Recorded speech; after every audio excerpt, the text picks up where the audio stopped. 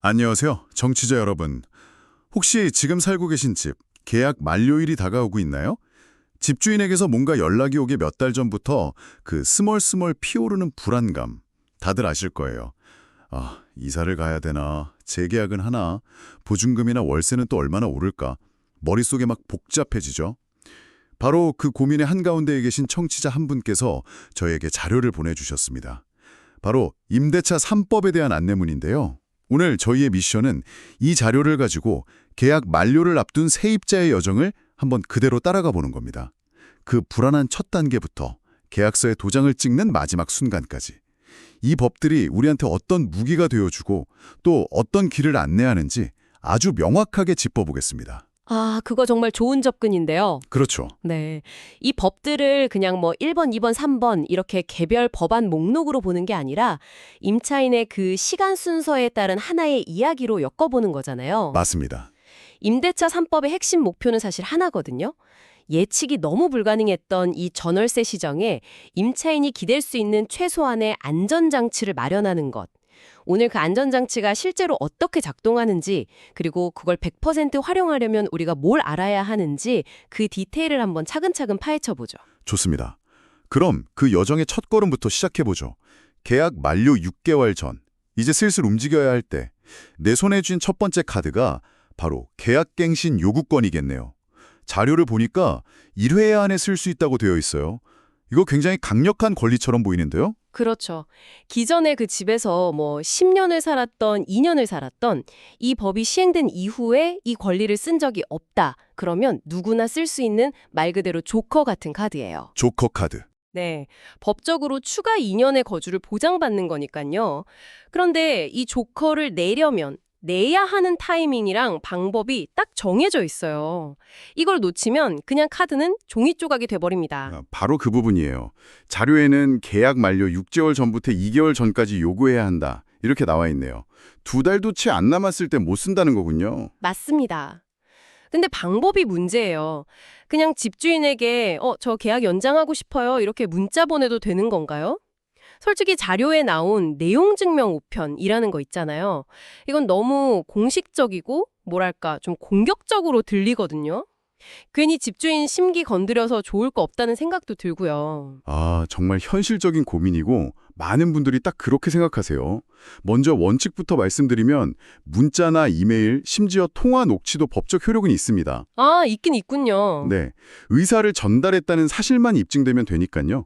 하지만 우리가 왜 자꾸 내용 증명을 이야기하냐면 그건 단순한 증거 확보 차원을 넘어서는 어떤 전략적인 의미가 있기 때문이에요. 전략적인 의미요? 네, 문자는 못 봤다, 지워졌다 하면 그만이잖아요. 그쵸. 근데 우체국이 보증하는 내용 증명은 그런 변명이 안 통하죠. 이건 단순히 나중에 법정 가서 이기려고 보내는 게 아니에요.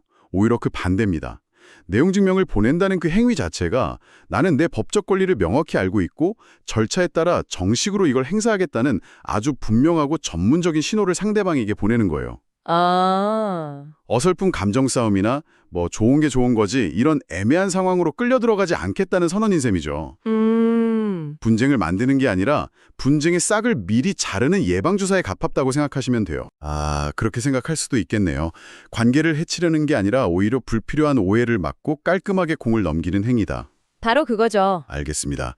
그리고 자료의 작은 글씨로 2020년 12월 10일 이전 계약은 만료 1개월 전까지라고 되어 있는데 이런 예외 조항도 꼼꼼히 챙겨야겠고요. 맞습니다. 아주 중요한 포인트예요. 본인의 계약 체결 시점을 반드시 확인해야 합니다. 자, 이렇게 첫 번째 관문은 통과했다고 치죠. 성공적으로 갱신 요구 의사를 전달했어요. 그럼 이제 거대한 안도감과 함께 곧바로 다음에 더 큰 현실적인 질문이 찾아옵니다. 바로 돈 문제죠. 그렇죠. 그래서 월세 얼마나 올려요? 이 질문이요. 여기서 등장하는 게 두 번째 카드, 전월세 상한제군요. 자료에 명시된 5%라는 숫자가 아주 강력해 보입니다. 네, 갱신 요구권을 사용했다면 이 5% 상한제가 자동으로 적용됩니다. 기존 보증금이나 월세의 5%를 초과해서 올릴 수 없게 딱 막아주는 거죠. 예를 들어서 보증금 2억 원에 살고 있었다면 최대 1,000만 원, 즉 2억 1,000만 원까지만 올릴 수 있는 거예요. 그래서 흔히들 이 두 가지를 묶어서 2+2년 보장이라고 부르는 거고요. 세입자 입장에서는 정말 든든한 방어막이네요. 그런데 여기서 제가 집주인 입장에서 한번 생각해 볼게요. 네네. 만약에 주변 시세가 막 20%, 30%씩 폭등했어요. 근데 법 때문에 나는 딱 5%밖에 못 올린다. 솔직히 좀 억울할 것 같거든요. 이 법이 집주인에게는 너무 가혹하게 느껴질 수도 있겠는데요. 혹시 뭐 집주인을 위한 예외나 유연성은 전혀 없나요? 아주 예리한 지적이에요. 그리고 그게 이 법을 둘러싼 가장 큰 논쟁점이기도 하죠. 원칙적으로 임차인이 계약갱신 요구권을 행사한 이상 집주인은 5% 상한을 지켜야만 합니다. 법이 정한 예외, 예를 들어 집주인이나 직계가족이 실거주하겠다 이런 명확한 사유 없이는 거절할 수도 없고요. 하지만 여기서 아주 홍비로운 역설이 발생해요. 욕설이요? 만약 집주인이 시세가 많이 올랐으니 10%는 올려줘야 재계약해주겠다고 나오고 임차인이 여러 사정상 그걸 받아들이기로 합의하는 경우는 어떻게 될까요? 그건 그냥 5% 상환제를 위반한 불법 계약 아닌가요? 반은 맞고 반은 틀려요. 여기서 법은 임차인에게 두 개의 매우 강력한 선택지를 줍니다. 자료에도 이 부분이 좀 암시되어 있는데 이게 임대차 3법의 숨겨진 핵심이라고 알 수 있어요. 뭔가요? 첫 번째 선택지는 일단 10% 인상된 금액으로 계약하고 이사까지 마친 뒤에 5% 초과분은 무효니까 돌려주세요라고 청구하는 겁니다. 네. 법적으로 초과분은 부당이득이니까요. 와, 이미 준 돈을 다시 뱉어내라고 할 수 있다고요? 이건 관계가 완전히 파탄 나겠는데요? 그렇죠. 그래서 현실적으로 쓰기 어려운 카드일 수 있어요. 하지만 진짜 중요한 건, 정말 중요한 건 두 번째 선택지입니다. 두 번째 선택지. 바로 그 10% 인상 계약을 나는 이번에 법이 보장한 계약갱신 요구권을 사용한 것이 아니다라고 주장하는 거예요. 잠깐만요. 그게 무슨 말이죠? 계약을 갱신했으면서 권리는 안 썼다니 좀 모순적으로 들리는데요? 법의 해석은 이렇습니다. 법이 보장한 갱신권은 5% 이내라는 조건과 세트예요. 아, 세트다. 네. 만약 임대인과 임차인이 그 조건을 벗어난 5% 초과라는 새로운 조건에 합의를 했다면 그건 법에 따른 갱신이 아니라 둘 사이의 새로운 사적 계약으로 보는 겁니다. 아하. 즉, 임차인은 5%를 초과하는 인상분을 수용하는 대가로 자신의 소중한 일회용 조커카드, 그 계약갱신 요구권을 사용하지 않고 주머니에 그대로 간직하게 되는 거죠. 세상에. 그럼 이번에 10% 올려주고 2년 더 산 다음에 그 계약이 끝날 때쯤? 자, 집주인님, 저 그때 아껴뒀던 계약갱신 요구권 지금 쓰겠습니다. 그리고 이번 인상률은 5% 이내로 부탁드려요. 라고 말할 수 있다는 건가요? 바로 그겁니다. 제가 아는 한 분은 이걸 모르고 집주인이 올려달라는 대로 한 7%로 올려주고는 좋은 집주인 만나서 다행이다라고 생각했어요. 아이고. 나중에 이 사실을 알고는 땅을 쳤죠. 본인이 자신도 모르는 사이에 엄청난 전략적 이득을 취했다는 걸요. 이건 5%를 더 내주고 말고의 문제가 아니라 미래의 2년이라는 주거 안정성을 추가로 확보하는 완전히 다른 차원의 협상이 되는 거예요. 이건 정말 아는 것과 모르는 것의 차이가 하늘과 땅 차이네요. 협상의 판도를 완전히 바꾸는 정보예요. 자, 그럼 이렇게 우여곡절 끝에 협상도 마치고 재계약서에 도장을 찍었습니다. 이제 진짜 끝났다고 생각했는데 마지막 행정 절차가 하나 남았네요. 임대차 신고제. 이건 앞에 두 개랑은 좀 느낌이 다른데요. 그냥 신고만 하면 되는 약간은 귀찮은 의무사항 정도로 보여요. 맞아요. 성격이 좀 다르죠. 앞에 두 법이 임대인과 임차인 사이의 권리에 대한 거라면 이건 국가에 대한 의무예요. 아, 의무? 정보를 투명하게 들여다보겠다는 거죠.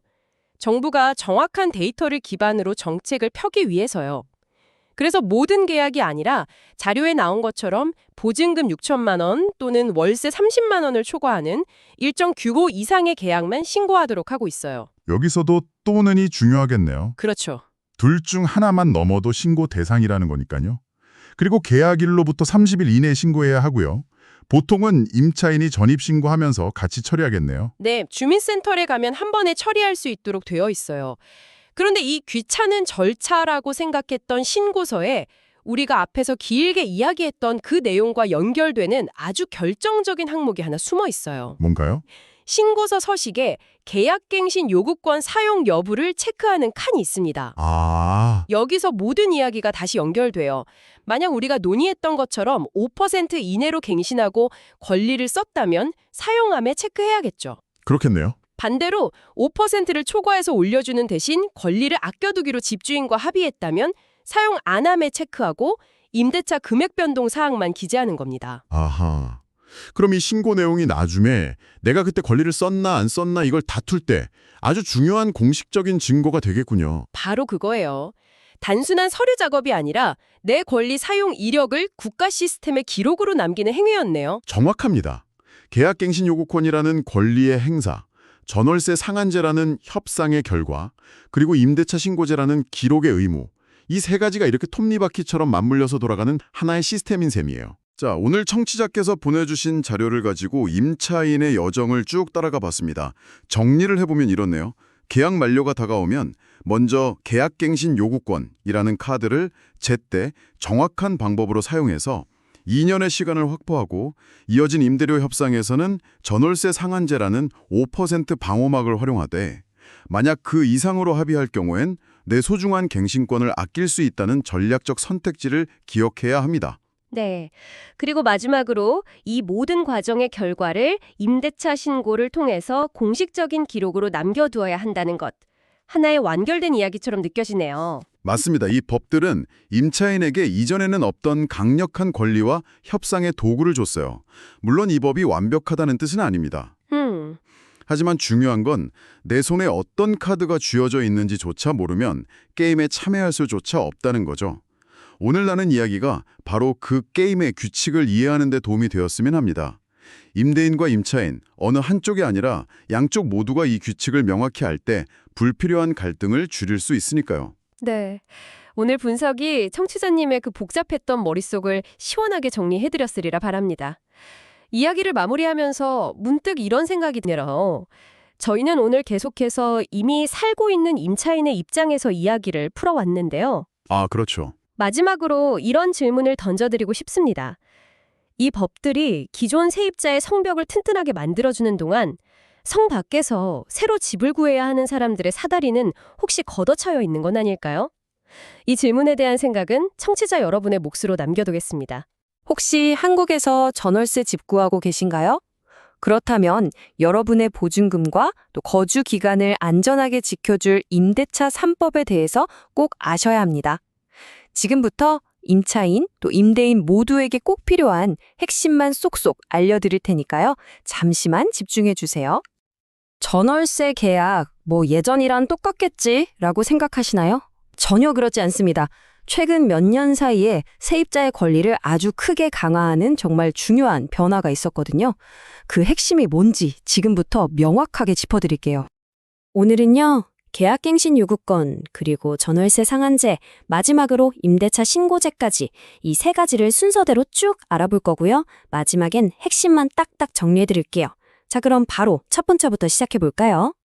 첫 번째 핵심은 바로 계약갱신 요구권입니다. 이게 세입자의 거주 안정성을 확 높여준 제도인데 구체적으로 우리에게 어떤 힘을 주는지 바로 한번 알아볼게요. 이게 뭐냐면요. 아주 간단하게 말해서 세입자가 나 이 집에서 2년 더 살래요 하면 법이 그 권리를 보장해 주는 거예요. 이전에 계약을 몇 번이나 갱신했는지 이런 건 전혀 상관없고요. 내 평생 딱 한 번 쓸 수 있는 아주 강력한 카드라고 보시면 됩니다. 그러면 이 중요한 권리 도대체 어떻게 쓰는 걸까요? 어렵지 않아요. 딱 세 가지만 기억하시면 됩니다. 첫째, 언제 요청해야 하는지 타이밍을 잘 봐야 하고요. 둘째, 집주인한테 내 의사를 확실하게 알려야죠. 그리고 마지막으로 혹시 모르니까 증거를 꼭 남겨두는 겁니다. 자, 여기서 진짜 중요한 포인트가 나옵니다. 바로 계약을 언제 했느냐, 이 시점인데요. 보세요. 2020년 12월 10일. 이날을 기준으로 통보 마감일이 한 달이나 차이가 나요. 이거 정말 중요하니까 지금 바로 본인 계약서 한번 확인해 보세요. 진짜 자칫하면 이 날짜 하나 때문에 소중한 권리를 그냥 날려버릴 수도 있거든요. 물론 문자 메시지나 이메일도 증거가 될 수는 있어요. 근데 나중에 가서 나는 보냈다, 못 받았다 이런 골치 아픈 분쟁을 아예 막고 싶다. 그러면 내용 증명 우편처럼 확실하게 증거가 남는 방법을 쓰는 게 제일 마음 편하고 안전하죠. 자, 이렇게 해서 계약을 연장하기로 했습니다. 그럼 그 다음에 뭐가 제일 중요할까요? 그렇죠. 바로 돈 문제, 임대료죠. 여기서 바로 두 번째 법, 전월세 상환제가 딱 등장합니다. 이건 방금 우리가 알아본 계약갱신 요구권이랑 거의 한 세트라고 생각하시면 돼요. 이게 무슨 말이냐면요. 세입자가 계약갱신 요구권을 써서 계약을 연장할 때 바로 그때 집주인이 막무가내로 월세나 보증금을 올릴 수가 없다는 거예요. 법으로 딱 5%까지만 올릴 수 있도록 상한선을 정해둔 거죠. 네, 바로 이 숫자입니다. 5%. 꼭 기억하세요. 계약 갱신할 때 집주인이 요구할 수 있는 인상률의 최대치가 바로 이 5%다라고 머릿속에 딱 넣어두시면 됩니다. 다시 한번 정리해볼게요. 이 5% 룰은 언제 적용된다고요? 맞습니다. 계약 갱신 요구권을 썼을 때만이에요. 그리고 보증금 따로 월세 따로가 아니라 둘 다에 적용되고요. 이렇게 갱신하면 계약 기간은 2년이 더 보장되는 겁니다. 계산이 좀 헷갈린다 싶으시면 그냥 기존 금액에 1.05를 곱해보세요. 그게 법이 허용하는 맥시멈 최대 인상 금액입니다. 근데 이런 경우도 있을 수 있잖아요. 집주인이랑 좋게 이야기해서 5% 넘게 올려주기로 하고 재계약을 했어요. 그럼 이거 법을 어긴 거니까 계약이 무효가 되는 걸까요? 이거 괜히 세입자한테 불리한 거 아닌가 싶으시죠? 다행히도 법은 세입자한테 두 가지 선택권을 줍니다.